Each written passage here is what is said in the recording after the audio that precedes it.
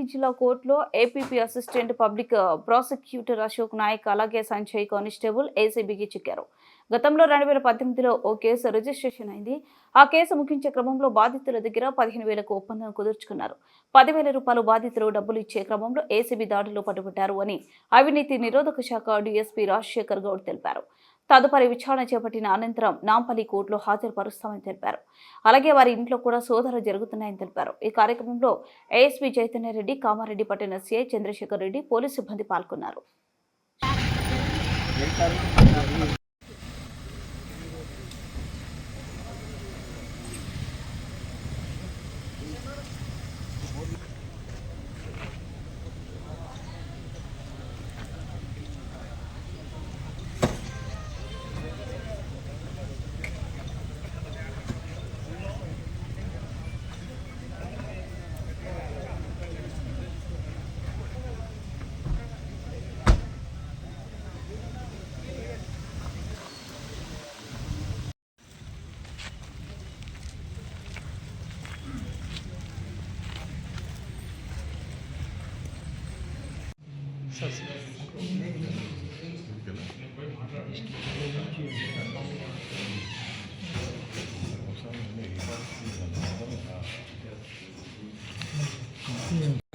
మీకు ఏదో రాకపోతే కూడా ఇన్స్పెక్టర్ గారి దగ్గర ఈ కాపీ ఉంది, మీకు షేర్ చేస్తాను.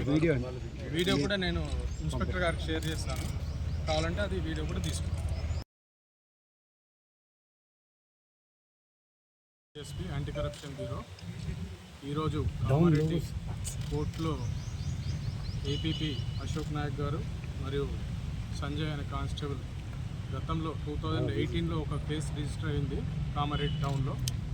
ఆ కేసులో ఉన్నటువంటి అక్యూజ్డ్ ఇప్పుడు కంప్లైంట్, ఆ కంప్లైంట్ దగ్గర 15,000 రూపీస్ డిమాండ్ చేశారు లంచం. అది ఎందుకంటే అతని కేసు తొందరగా ఎండ్ చేయడానికి గాను తర్వాత అక్విట్ చేయడానికి ఆ కేసులో 15,000 డిమాండ్ చేస్తే అతను బతిలాడితే ఒక 10,000 ఇవ్వని అని చెప్పేసి బేరం కుదిరింది వాళ్ళకి. గత వారం నుంచి అతను మా దగ్గర తిరుగుతూ ఉన్నారు. ఈరోజు ఆ 10,000 ఏదైతే లంచం డబ్బులు ఉన్నాయో అది కలెక్ట్ చేసుకుని అతను మా దగ్గర రావడం జరిగింది. ఈరోజు అశోక్ కుమార్ నాయక్కి మరియు సంజయ్కి ఇస్తుండగా రెడ్ హ్యాండెడ్గా పట్టుకోవడం జరిగింది ఏసీబీ.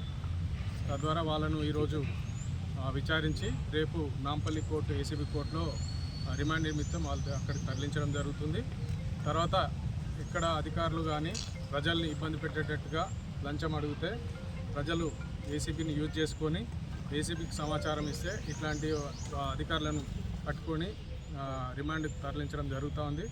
1064 అని టోల్ ఫ్రీ నంబర్ ఉంది. తర్వాత వాట్సాప్, ఫేస్బుక్ ఇవన్నిట్లో కూడా మీకు ఇప్పుడు ఇవ్వడం జరుగుతుంది. ఇది అందరికీ ప్రజలకు తెలియజేసేటట్టు చేసి చైతన్యం చేయాలని చెప్పి కోరుతున్నాను.